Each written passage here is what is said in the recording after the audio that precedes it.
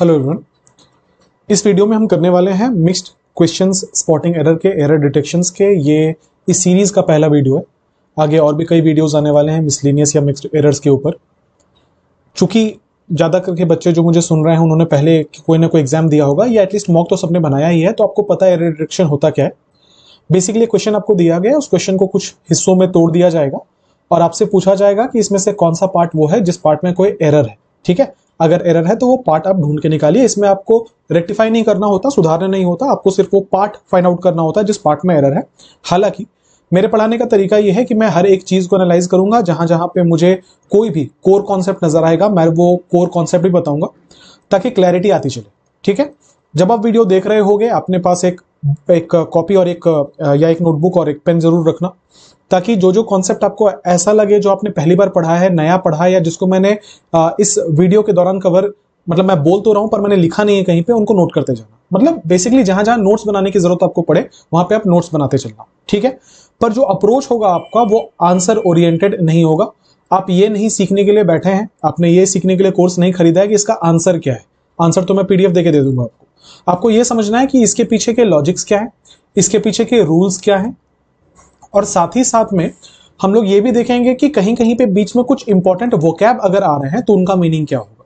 ठीक है, सो हमेशा अटेंटिव होकर वीडियोस को देखना है। आप ऐसे जैसे फिल्म देखते हो उस तरीके से वीडियो को मत देखना। ये एंटरटेनमेंट का वीडियो नहीं है, ये सीखने का वीडियो, एजुकेशनल वीडियो है, तो आपको अटेंटिव रहना पड़ेगा।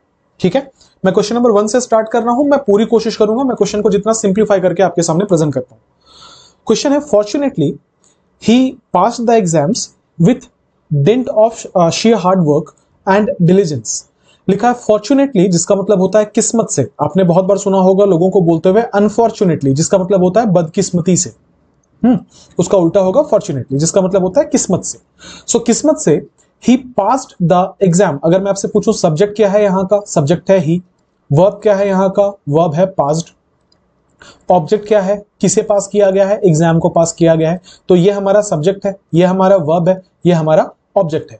ये पास्ट देख के हमें क्या पता चल रहा है कि ये V2 है। इसका मतलब सेंटेंस कौन से टेंस का टोन पकड़ रहा है, पास्ट टेंस का टोन पकड़ रहा है। ठीक है, सो लिखा है fortunately he pass the exam with preposition with dint of sheer hard work. Share मतलब होता है केवल, didn't of sheer hard work मतलब प्योरली उसने हार्डवर्क किया, एंड डिलीजेंस, डिलीजेंस का मतलब भी हार्डवर्क ही होता है।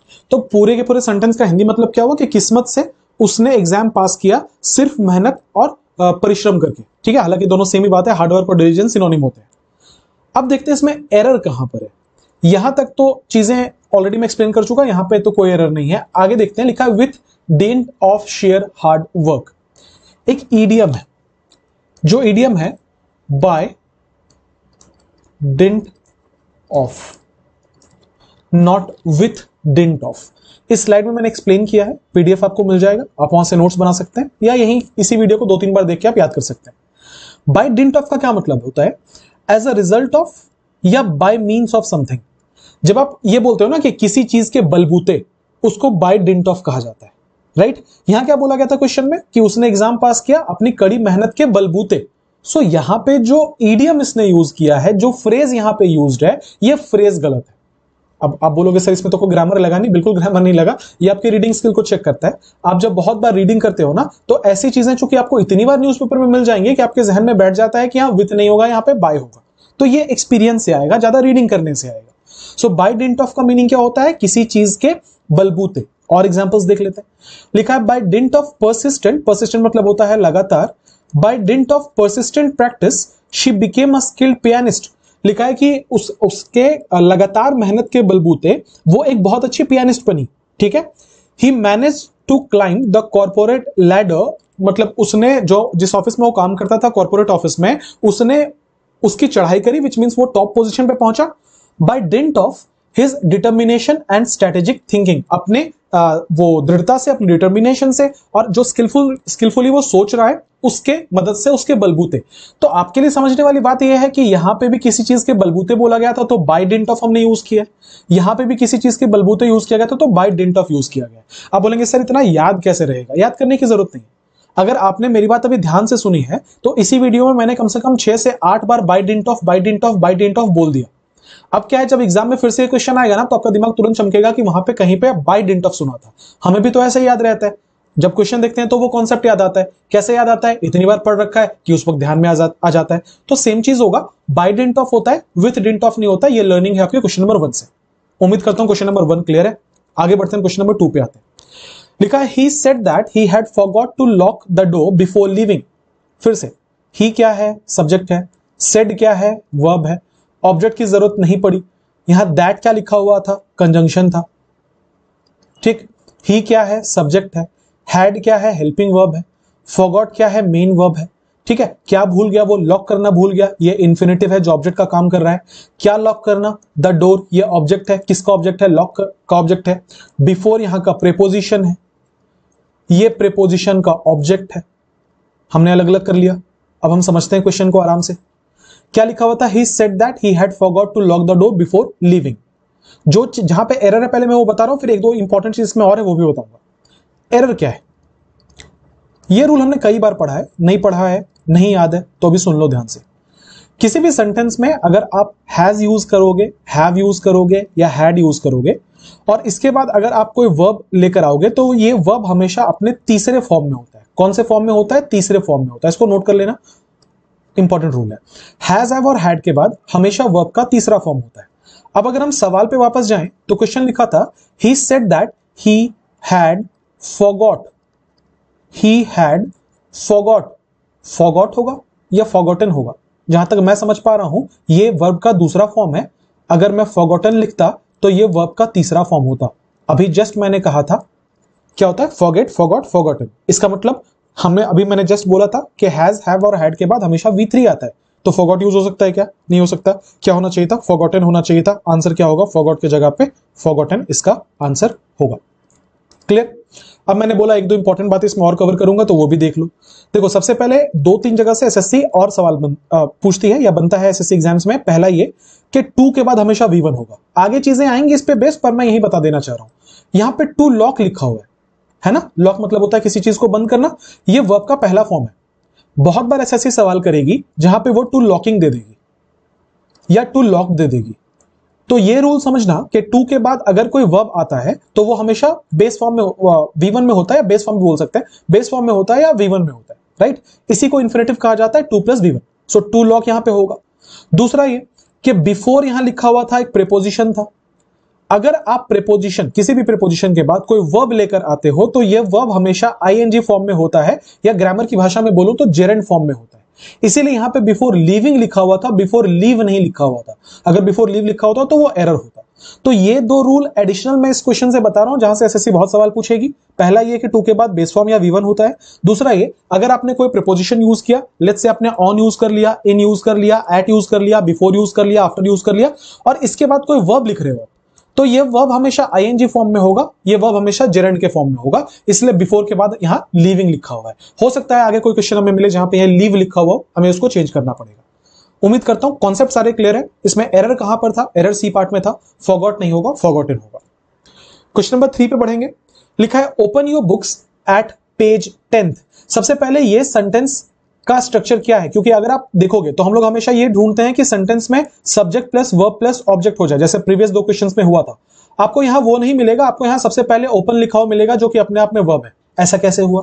ऐसा इसीलिए हुआ क्योंकि ये सवाल जो है ये इंपेरेटिव क्वेश्चंस के अंदर आता है, इंपेरेटिव सेंटेंसेस के अंदर में आता है। क्वेश्चंस की माफ कीजिएगा, ये इंपेरेटिव सेंटेंसेस के अंदर में आता है। हम किसे इंपेरेटिव कहते हैं? इंपेरेटिव ऐसे किस्म के सेंटेंस जिसके अंदर या तो आप रिक्वेस्ट कर रहे हो किसी से, या तो आप एडवाइस दे रहे हो किसी को, या तो आप कोई ऑर्डर दे रहे हो किसी को, सजेशन दे रहे हो किसी को। वहां पे हमेशा सेंटेंसेस को वर्ब के पहले फॉर्म से स्टार्ट किया जाता है और इसे हम इंपेरेटिव कहते हैं। फॉर एग्जांपल, मैं कह रहा हूं क्लोज द डोर। यह सेंटेंस है कि इंपेरेटिव सेंटेंस का एग्जांपल है। दो तरीके से, पहला आप किसी को ऑर्डर दे रहे हो, सेंटेंस पढ़ के ही लग रहा है, और दूसरा आपने स्टार्ट किससे किया? इसको आपने इसको वर्ब के पहले फॉर्म से स्टार्ट किया। तो जहां कहीं पे भी आप वर्ब के पहले फॉर्म से सेंटेंस को स्टार्ट करते हो, मोर ऑफन देन नॉट वो इंपेरेटिव सेंटेंस होता है। तो इसको देख के घबरा मत जाना, ये इंपेरेटिव सेंटेंस का एग्जांपल है। ठीक है, ये सारी बातें आपने कॉपी पे नोट करनी है, सुनना नहीं है खाली। अगर पहले से पता है तब तो अच्छी बात है, अगर नहीं पता तो कॉपी पे नोट करना, वरना क्या होगा, फिर पूरी वीडियो फिर से देखनी पड़ेगी। समय बचाना चाहते हैं, मेहनत बचाना चाहते हैं अगर, तो नोट्स बनाते चलिए।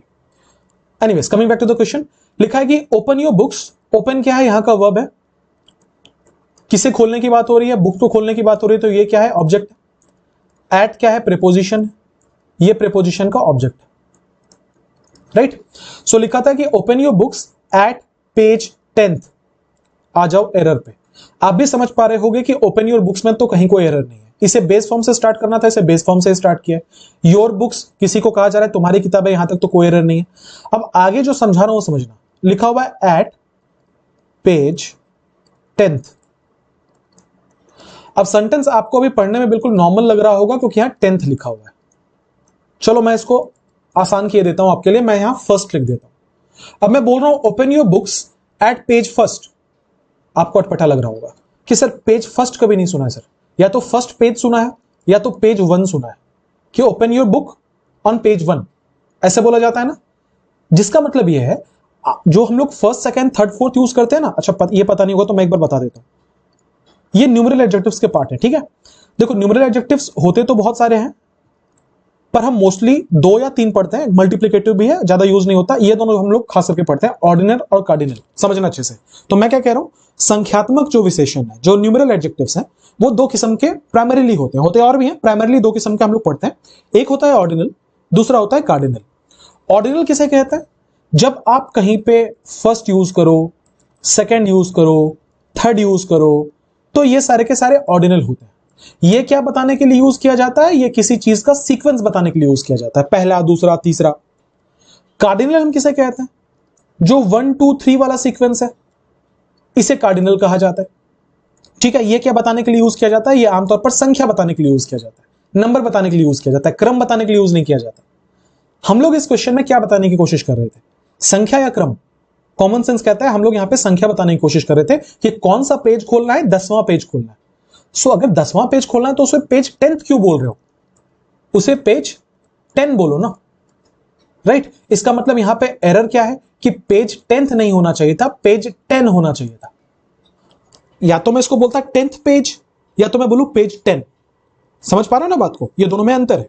दूसरा, आप जब किसी भी किताब के पन्नों की बात करते हो तो वहां पे एट प्रीपोजिशन अप्रोप्रिएट नहीं होता, उसके जगह पे ऑन प्रीपोजिशन अप्रोप्रिएट होता है। क्योंकि आप कहीं पे, आप जिस किताब की बात कर रहे हो वो सरफेस है, अगर कुछ सरफेस पे होता है तो हमेशा वहां के लिए ऑन यूज करते हैं। तो सही सेंटेंस का रेक्टिफिकेशन ये था कि open your books on page 10th। पर देखो गड़बड़ क्या है यहां पे, ये क्वेश्चन टफ है। क्यों टफ है, सबसे पहले तो ये लॉजिक लगाना बहुत मुश्किल है कि 10th होगा कि 10 होगा। दूसरा, यहां पे जो कि जैसा मैंने बोला कि एट के जगह पे ऑन होना चाहिए, उस हिसाब से ऑप्शन नंबर डी हमारा आंसर था। फिर मैंने बोला पेज 10th नहीं होगा, पेज 10 होगा, उस हिसाब से ऑप्शन नंबर सी हमारा आंसर था। अगर आप एसएससी की माने तो उसने ऑप्शन नंबर आंसर किया था ऑप्शन नंबर सी को, उसने बोला 10th नहीं 10 होगा। मैं बोल रहा हूं इसमें एक और एरर है कि एट भी नहीं होगा ऑन होगा, तो मेरे हिसाब से सी और डी दोनों में एरर था। एट के जगह पे ऑन होगा, 10th के जगह पे 10 होगा, ये मेरा आंसर है। होपफुली दोनों कॉन्सेप्ट क्लियर हो चुके हैं आपको। मैं आगे बढ़ूंगा, क्वेश्चन नंबर 4 पर आऊंगा। लिखा है the reduced air pressure on airline flights can lesson the amount of oxygen in passengers blood for 25%। लिखा है कि द रिड्यूस्ड एयर प्रेशर, जो एयर प्रेशर घटा हुआ है, ठीक है, एयरलाइन फ्लाइट्स में, मतलब फ्लाइट के अंदर जो एयर प्रेशर होता है वो तो नेचुरली घटा रहता है। सो लिखा है the reduced air pressure on airline flights can lesson. Can एक मॉडल है, मैं रूल बताते चल रहा हूं, मॉडल के बाद हमेशा बेस फॉर्म लगता है। लेसन का मतलब होता है कम करना, जो कि बेस फॉर्म है। तो यहां पे कोई एरर नहीं है, हालांकि एसएससी यहां पे एरर बना सकता था, ठीक है। तो यहां फिलहाल तो कोई एरर नहीं है, ये एक मॉडल है, उसके साथ बेस फॉर्म है। अच्छा, क्या लेसन कर सकता है, द अमाउंट ऑफ ऑक्सीजन। ये क्या है, ऑब्जेक्ट है कि जो रिड्यूस्ड एयर प्रेशर है एयरलाइन फ्लाइट्स में, वो कम कर सकता है पैसेंजर के ब्लड में जो ऑक्सीजन है उसको। कितना कम कर सकता है, फॉर 25%। लिखा है फॉर 25%। मतलब समझना, सेंटेंस का हिंदी ये हो रहा है कि जो रिड्यूस्ड एयर प्रेशर है ना, मतलब प्रेशर, जो हवा का जो दबाव कम है एयरलाइन फ्लाइट्स में, वो किसी भी पैसेंजर के ब्लड में जो ऑक्सीजन है उसको 25% के लिए कम कर सकता है। 25% के लिए मैं क्यों बोल रहा हूं, इसलिए क्योंकि यहां पे प्रीपोजिशन फॉर यूज किया गया है, जिसका हिंदी मतलब होता है के लिए। आप बोलना क्या चाह रहे थे? 25% से कम कर सकता है। मान लो किसी का प्रेशर अगर 100 लेट्स से चल रहा हो तो वो 75 आ सकता है, एग्जाम्पल बोल रहा हूं, 100 चल रहा हो तो 75 आ सकता है, 25% से कम कर सकता है वो। तो किसी भी चीज को कितने परसेंट से कम करना बाय लेता है, विच मीन्स बाय 25% होगा, फॉर 25% नहीं होगा। फॉर 25% पर्पस बताने के लिए यूज किया जाएगा, फॉर के लिए, किसी चीज के लिए। पर्पस क्या है उसका? आप जब ये बोल रहे हो कि इतने से कम हो जाएगा, इतने से बढ़ जाएगा, उस जगह पे बाय प्रीपोजिशन का यूज किया जाता है। एग्जाम्पल से और बेहतर समझ में आएगा, एग्जाम्पल समझते हैं। जब आप बाय का इस्तेमाल या किसी प्रीपोजिशन का इस्तेमाल करना चाहते हैं चेंज या डिग्री बताने के लिए, तो हमेशा वहां पे बाय लगता है। एग्जाम्पल देखिए, the price of petrol has increased by 5% in the last week. पिछले हफ्ते में जो पेट्रोल के प्राइसेस है ना, वो 5% से बढ़े हैं। तो आप यहां क्या बात कर रहे हो? किसी चीज के बढ़ने का, तो क्या लगेगा वहां पे? बाय लगेगा। आगे बढ़ेंगे, the temperature drop by 10 degrees overnight. रातों रात जो टेम्परेचर है वो 10 डिग्री से घट गया। फिर से क्या लगा है यहां पे? बाय प्रीपोजिशन लगा है। The companies profit rose by 1 million this quarter. इस क्वार्टर में जो कंपनी के प्रॉफिट है वो 1 मिलियन से या डॉलर से बढ़ गए, जिसका मतलब आप यहां पे क्या यूज कर रहे हो? बाय। तो जब आप किसी चेंज की बात करते हो, डिग्री हो, परसेंटेज हो, कोई भी चीज हो, आंकड़े बदल रहे हो, तो वहां पे बाय प्रीपोजिशन लगता है, फॉर प्रीपोजिशन नहीं लगता। इसका मतलब आंसर क्या होगा? फॉर को हटा के यहां पे बाय होगा। उम्मीद करता हूं क्वेश्चन नंबर 4 भी क्लियर है, कुछ नया सिखा पा रहा हूं मैं आपको। बढ़ेंगे क्वेश्चन नंबर 5 की तरफ। लिखा है कि everyone was surprised at his indefatigable courage and determination to achieve what he desired.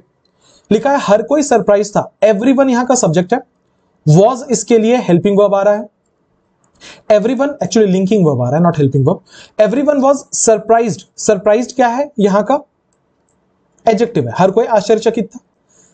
ये सेंटेंस पैसिव वॉइस में है, ठीक है। जब भी आप किसी सेंटेंस में को पैसिव पहचानना चाहते हो, उसका तरीका मैंने आपको बता रखा है। क्या है कि बी का कोई फॉर्म होगा और उसके साथ V3 लगेगा, जिसका मतलब है अगर हम किसी सेंटेंस में, ध्यान से सुनना, अगर हम किसी सेंटेंस में इज लगाएं, एम लगाएं, आर लगाएं, वॉज लगाएं, वर लगाएं, बी लगाएं, बिन लगाएं, बीइंग लगाएं और इसके साथ V3 लगाएं, इसको नोट कर लेना, तो सेंटेंस पैसिव वॉइस में होता है।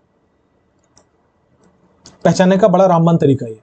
क्या क्या मैंने बोला? बी के जितने फॉर्म्स होते हैं। बी का जो प्रेजेंट फॉर्म है, कौन सा बी का प्रेजेंट फॉर्म है? इज, एम और आर, ये बी के प्रेजेंट फॉर्म है। बी का जो पास्ट फॉर्म है, कौन सा? वॉज और वर। बी का बेस फॉर्म, बी का V3 और बी का V4। मतलब बी फैमिली के जितने भी वर्ब्स हैं उनमें से किसी के भी साथ आप अगर वर्ब का तीसरा फॉर्म लगा दो तो सेंटेंस पैसिव हो जाता है। अगर आप ऊपर वाले एग्जांपल को देख रहे हो तो यहां पे लिखा हुआ है वॉज सरप्राइज्ड। वॉज बी का पास्ट फॉर्म है और उसके साथ सरप्राइज्ड V3 यूज्ड है, जिसका मतलब ये सेंटेंस क्या होगा? पैसिव वॉइस होगा। तो लिखा है कि एवरीवन वाज सरप्राइज्ड, किस चीज से हर कोई आश्चर्यचकित था? एट हिज इंडिफैटिगेबल करेज। सबसे पहले एक नोट डालना, और नोट डाल के लिखना, बहुत इंपॉर्टेंट बात, जब आप किसी चीज से आश्चर्यचकित होते हो तो उसको सरप्राइज्ड एट बोला जाता है। इसको नोट कर लो, क्या बोला जाता है? Surprised at. For example, I was surprised at his ability to solve questions quickly. मैं बड़ा आश्चर्यचकित था उसकी उस एबिलिटी से, जिस एबिलिटी में वो क्वेश्चंस बहुत आसानी से सॉल्व कर लेता है। सो जब भी आप किसी चीज से आश्चर्यचकित होते हो वहां पे सरप्राइज्ड एट का प्रिफरेबली यूज किया जाता है। तो यहां पे सरप्राइज्ड एट ही लिखा हुआ था, यहां तो कोई एरर नहीं मिलेगा हमें। अच्छा, किस चीज से है वो? एट हिज इनडिफैटिगेबल करेज। जगह की कमी है तो मैं थोड़ा क्लीन कर रहा हूं। एट हिज इनडिफैटिगेबल करेज। अब ये वर्ड एसएससी ने बहुत बार पूछा है तो नोट करना इंपॉर्टेंट है। इनडिफैटिगेबल मतलब क्या होता है? एक ऐसा व्यक्ति जो कभी थके नहीं, who doesn't get tired. Doesn't get tired, एक ऐसा व्यक्ति जो कभी थकता नहीं है, ठीक है, बहुत परसिस्टेंट रहता है। इनडिफैटिगेबल वो व्यक्ति है जो बहुत परसिस्टेंट रहता है, मतलब वो ट्राई कर रहा है, वो हार ही नहीं मान रहा। इसको इनडिफैटिगेबल कहते हैं, जो थकता ही नहीं है उसे इनडिफैटिगेबल कहते हैं, ठीक है। सो करेज यहां का नाउन था, इनडिफैटिगेबल उसका एडजेक्टिव है, हिज पॉजेसिव एडजेक्टिव है। एट हिज इनडिफैटिगेबल करेज, एट एक प्रीपोजिशन था जिसको एक ऑब्जेक्ट चाहिए था, करेज इसका ऑब्जेक्ट है, एंड डिटर्मिनेशन ये दूसरा ऑब्जेक्ट है। ये दोनों एट के लिए आ रहे हैं, ये पहला एट का ऑब्जेक्ट है, ये दूसरा एट का ऑब्जेक्ट है। किस चीज के लिए डिटर्मिनेशन? To achieve. अभी मैंने बोला था कि टू के बाद हमेशा बेस फॉर्म लगता है, तो देखो अचीव लिखा है या नहीं लिखा। अगर अचीव्ड लिखा होता तब तो एरर होता ये, तो यहां पे भी कोई एरर नहीं है। To achieve what he desired, जो उसे चाहिए था, उसे पाने के लिए। So to what he desired, यहां पे भी कोई एरर नहीं है। तो अगर हम पूरे सेंटेंस को देखें, कहीं कोई एरर नहीं है। एवरीवन एक सिंगुलर सब्जेक्ट है, अपने साथ ये सिंगुलर वर्ब लेगा तो वाज लिखा हुआ है। पैसिव वॉइस में है तो वाज सरप्राइज लिखा हुआ है। सरप्राइज के बाद हमेशा एट आता है, तो यहां पे वो भी आया है। हिज इंडिफैटिगेबल करेज इन डिटर्मिनेशन, ये एट प्रीपोजिशन का ऑब्जेक्ट था, वहां पे भी कोई एरर नहीं है। टू के बाद बेस फॉर्म आता है, वो भी सही है। व्हाट इट डिजायर्ड, इच्छा बता रहा है, वो भी सही है। कहीं कोई एरर नहीं है। आंसर क्या हो जाएगा? Option number C, no error. Again tough सवाल है। क्वेश्चन नंबर 6 पर आएंगे। लिखा but this immortality will have purchased at the price of his immortal part. लिखा है कि लेकिन ये जो इमॉर्टेलिटी है ना, उसे उसने खरीदी होगी किस प्राइस पे? अपने इमॉर्टल पार्ट के प्राइस पे। मतलब ये जो उसके अनंत काल तक जीने की जो शक्ति है, ये उसने खरीदी होगी अपने अमर हिस्से को बेच के। मतलब यह अमरता उसने खरीदी होगी अपने अमर हिस्से को बेच के। कंफ्यूज्ड? क्या क्या बोल रहे हो सर, इतना खड़ा हिंदी नहीं समझ आ रहा? आसान भाषा में समझाता हूं। मान लो कोई मेरा व्यक्ति है, कोई मेरा दोस्त है, जो कि बहुत मोरालिटी वाला व्यक्ति है, ठीक है, कि वो हर चीज में सही क्या है गलत क्या है ये सोच के डिसीजंस लेता है लाइफ के। मैं उसे 10 साल बाद मिलता हूं और मैं देखता हूं बहुत अमीर है। फिर मुझे पता चलता है, जब मैंने पूछा, क्यूरियोसिटी हुई कि भाई कैसे इतना अमीर हो गया, फिर मुझे पता चला कि वो बहुत करप्शन करने लगा और ऐसी चीजें करने लगा जो इंसानियत से परे है। तो मैंने किसी को बोला कि यार वो अमीर तो बन गया, पर उसने ना जो उसकी सबसे निजी क्वालिटी थी, जो सबसे उसकी अजीज क्वालिटी थी, उसने उसको ही बेच दिया। उसी सेंटेंस को अगर मैं थोड़ा पोएट के लैंग्वेज में लिखूं तो मैं ये लिखूंगा कि उसने अपनी इमॉर्टेलिटी खरीदी अपने इमॉर्टल पार्ट को बेच के। मतलब उसने शानो शौकत खरीदी अपने आत्मा को बेच के, जो उसके एथिक्स थे उसको बेच के, जो मतलब उसके प्रिंसिपल्स थे उसको बेच के। होपफुली आपको इस वर्ड का, इस लाइन का हिंदी मतलब समझ में आ गया या कंटेक्स्ट समझ में आ गया। अब मैं आऊंगा इसमें एरर कहां पर है। देखो सेंटेंस आप बट से शुरू हो रहा है, इसका मतलब इसके आगे भी कोई सेंटेंस रहा होगा, इसको बीच से उठा लिया है। तो क्या लिखा है कि बट दिस इमॉर्टेलिटी, यहां का सब्जेक्ट है, नाउन है, will have purchased. Will have यहां का हेल्पिंग वर्ब है, परचेज्ड यहां का मेन वर्ब है, जो वर्ब के तीसरे फॉर्म में है। ये तो आप समझ ही गए होंगे। लिखा है कि but this immortality will have purchased at, यहां का प्रीपोजिशन है, द प्राइस उसका ऑब्जेक्ट है, ऑफ प्रीपोजिशन है, हिज इमॉर्टल पार्ट उसका ऑब्जेक्ट है। पार्ट नाउन है, इमॉर्टल उसका एडजेक्टिव है और ये पॉजिटिव एडजेक्टिव है। हमने पूरे सेंटेंस को अलग अलग कर लिया है, ठीक है। अब इसमें एरर ढूंढेंगे, समझना बात को। लिखा है कि उसकी जो अमरता है, मैं हिंदी लिख दे रहा हूं, मुझे बोलने में थोड़ी आसानी होगी। उसकी जो अमरता है उसने खरीदी है उसके अमर हिस्से को बेच के। अब बताओ, क्या इमॉर्टेलिटी, क्या अमरता कोई इंसान है कि वो कुछ खरीदेगा? क्योंकि विल हैव परचेज का मतलब होता है खरीदना, खरीदा होगा। ये मुझे थोड़ा सा यहां पे फिशी लग रहा है, थोड़ा सा मुझे यहां पे ग्रे पोर्शन नजर आ रहा है, क्योंकि मुझे लग रहा है कि ये सेंटेंस पैसिव वॉइस में होना चाहिए था। क्यों? अभी मैंने क्या बोला कि उसकी अमरता खरीदी गई होगी, विच मीन्स अमरता ने किसी को नहीं खरीदा, अमरता को खरीदा गया। दूसरा, इमॉर्टेलिटी तो एक कह लो निर्जीव चीज है, फिर ये किसी चीज को परचेज कैसे करेगा? जब हम किसी सेंटेंस को एक्टिव वॉइस कहते हैं तो हम तो यही कहना चाहते हैं ना कि जो सब्जेक्ट है वो डूअर है उस एक्शन का, जो काम हो रहा है वो सब्जेक्ट ही काम कर रहा है। इसका मतलब ये जो इमॉर्टेलिटी है वही परचेज कर रहा है। सही है क्या? नहीं, इमॉर्टेलिटी परचेज कर नहीं रहा, इमॉर्टेलिटी को परचेज किया जा रहा है, जिसका मतलब है ये सेंटेंस पैसिव वॉइस में होना चाहिए था। अच्छा, अब हम इसको पैसिव वॉइस में कैसे बना सकते हैं? अभी एक स्लाइड पहले मैंने आपको सिखाया था कि किसी चीज को पैसिव करना हो तो उसमें बी लगा दो, बी प्लस V3। तो यहां पे भी बी लगा देते हैं। बी का कौन सा फॉर्म लगेगा? हमें हैव लास्ट खत्म कर रहे हैं हम अपने हेल्पिंग वर्ब को, हैव, हैज और हैड के बाद हमेशा V3 लगता है, इसी वीडियो में बताया है, तो यहां पे हम V3 लगा देंगे। अब बी का V3 क्या होता है? बिन होता है। तो सही फॉर्म क्या बनेगा? But this immortality will have been purchased at the price of his immortal